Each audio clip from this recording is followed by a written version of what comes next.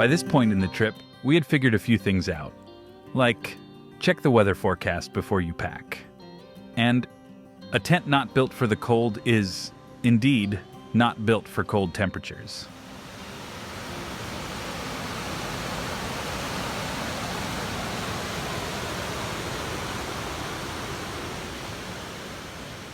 We'd been on the road a while, chasing mountains, dodging rainstorms, and pretending that summer in California meant the same thing everywhere else. It does not. But now we were entering Yellowstone, the first national park, the so-called crown jewel of America's best idea.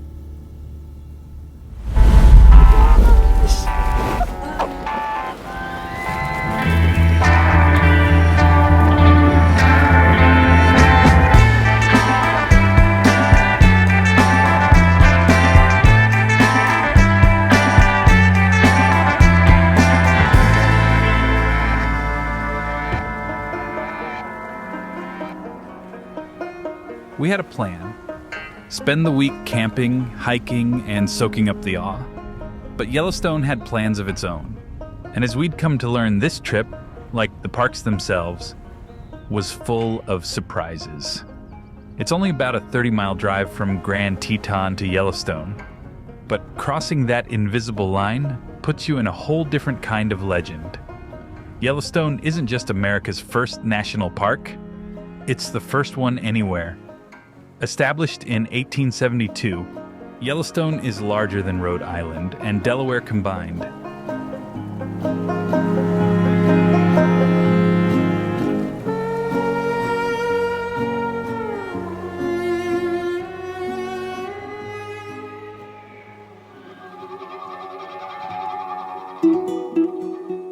Yellowstone sits on top of one of the world's largest active supervolcanoes and is home to over 10,000 geothermal features.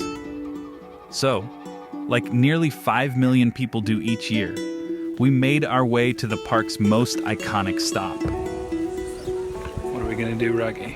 We're gonna see the Geyser bowl. Which Geyser? Old Faithful. Old Faithful. Did you really not remember? Yeah, I remember. It's not the biggest or the most powerful geyser in the park, but it's consistent. Every 90 minutes or so, it puts on a show. And sure enough, just after we arrived, it roared to life.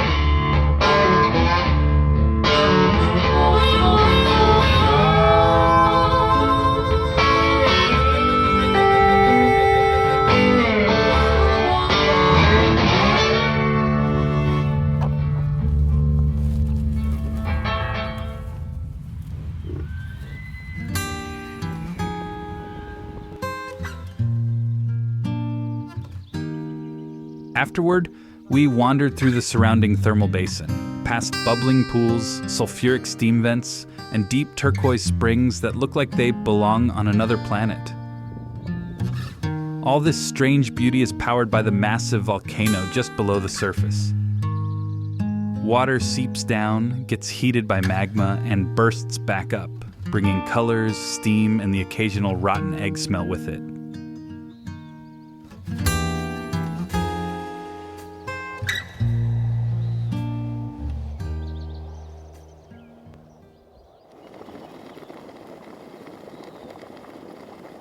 They say Yellowstone was America's best idea, a place set aside for the benefit and enjoyment of the people. But the question is, which people? Because long before Teddy Roosevelt ever called this landscape majestic, and long before a stone arch was built to welcome visitors from around the world, this land wasn't empty. For more than 10,000 years, indigenous nations hunted, gathered, fished, prayed, and lived here. The Blackfeet, the Shoshone, the Nez Perce, the Crow, and many others made seasonal rounds across this plateau. When Yellowstone was declared the world's first national park in 1872, all that was erased, or rather, made invisible. Early settlers and soldiers used violence to clear the region. In one chilling example, U.S. Army Colonel Eugene Baker ordered a raid in 1870 that killed over 170 Blackfeet, mostly women and children, along the Marias River. Native tribes united today in Gardner to get the names changed of Mount Doane as well as Hayden Valley, two men that before coming to Yellowstone National Park massacred Native Americans. I was the first and last man in the Piikani camp, January 23rd, 1870. Greatest slaughter of Indians ever made by U.S. troops. Chief Stan Greer is talking about Lieutenant Gustavus Doane. In January 1870, he murdered 173 Native Americans near the Marias River. Those names, very, very atrocious what they did towards our Native peoples. The tribes would like to see Mount Doane to be changed to the First Peoples Mountain. Not only to honor the memories of the Piikani victims of the Marias massacre, but also in remembrance of those who suffered the same barbarity at the hands of those like Doane. Some of those names are still there. Some are being challenged. And some just sit quietly on signs that most visitors walk past without a second glance.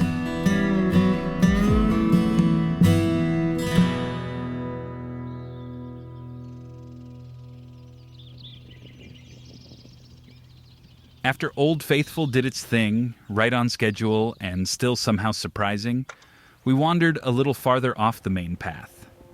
Because as impressive as a crowd-pleasing geyser is, some of Yellowstone's best moments don't come with applause. Just down the road is Black Sand Basin, a small but stunning collection of geothermal features named for the dark volcanic obsidian that lines the ground. Here, the colors shift with the angle of the sun. Bright orange bacteria mats stretch like lava flows, and steaming pools gleam with impossible shades of blue. It smells like sulfur. It looks like Mars.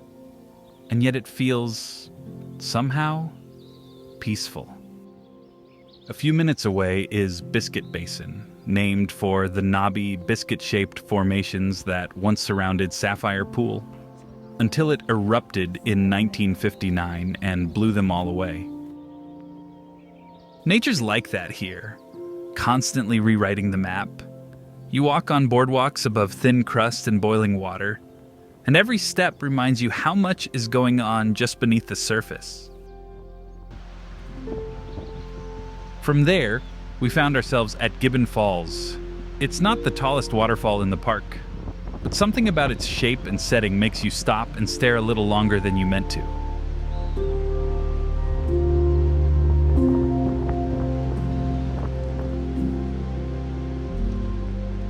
The deeper you go into Yellowstone, the more it starts to feel like the earth is trying to tell you something. At Norris Geyser Basin, it's not whispering, it's shouting. Here, the earth is thin, unpredictable, and constantly changing. Pools hiss, mud boils, steam rises from vents in the hillside like the planet's trying to exhale. Even the colors look otherworldly. Acid green, rust red, electric blue. It's beautiful and a little unsettling. Like you're standing somewhere you're not supposed to. But that feeling, that sense that this land is somehow dangerous, forbidden, didn't begin with us. Soon, we were about to learn one of Yellowstone's oldest and most enduring myths, and what it was really designed to cover up.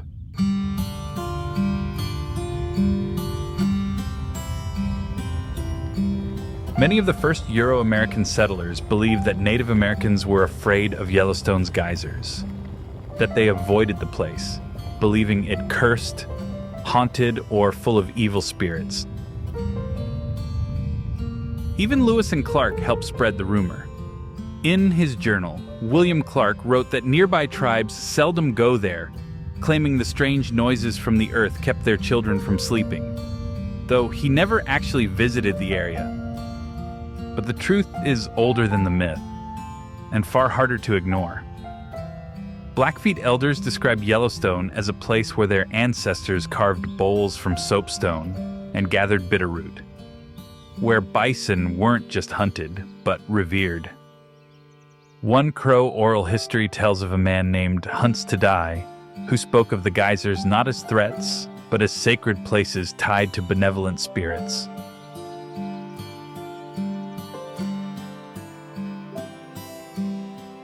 The myth of fear? It was a convenient fiction used to justify clearing the land. Framing Yellowstone as a hostile, uninhabited wilderness helped early park promoters sell it as a wonderland for tourists. But in reality, it was never empty. It was made that way. To create this pristine landscape, the U.S. first had to remove the people already living in it. Treaties were signed, then broken. Lands were ceded, sometimes under threat, often just taken. The 1855 treaty guaranteed hunting rights across Montana, including what's now Yellowstone. But when the park was created, courts ruled it occupied and therefore off limits. So the land could be preserved, but only in the eyes of settlers.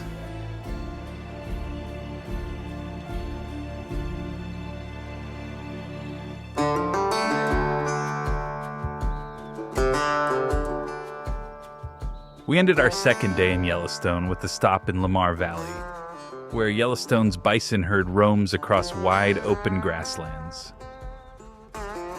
It's hard to imagine now, but these bison are here because people fought to save them, after nearly wiping them out. In the late 1800s, the U.S. government actively encouraged mass bison slaughter, not just for profit, but as a way to starve indigenous nations who depended on them. At one point, fewer than 1,000 bison remained in all of North America. Yellowstone's small herd became one of the last strongholds, and the reason wild bison still exist today. After that, we made our way toward Yellowstone Lake. And right on cue, our old friend Rain decided to join us. The first rain we'd hit since entering the park. But honestly, if this was the worst weather we'd get, things might actually be looking up.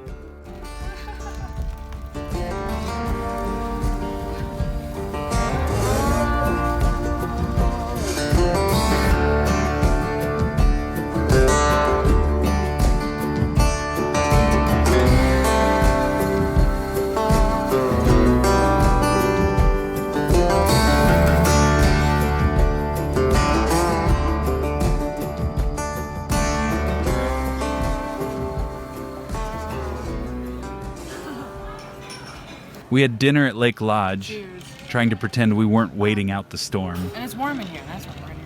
But after a long day of hiking, driving, and dodging bison traffic, we pulled back into camp and found it covered in snow.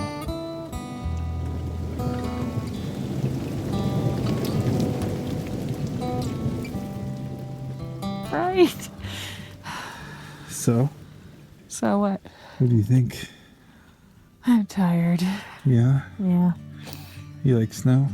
I do, but from inside a house with a fire. Or a heater? Or a heater or a car. Sit in a tent. You think we'll make it through the night? Probably not. We'll No. freeze to death. No. We'll find out. Why are your eyes closed? Guys, the light is bright and it's nighttime. I'm going to bed. Right.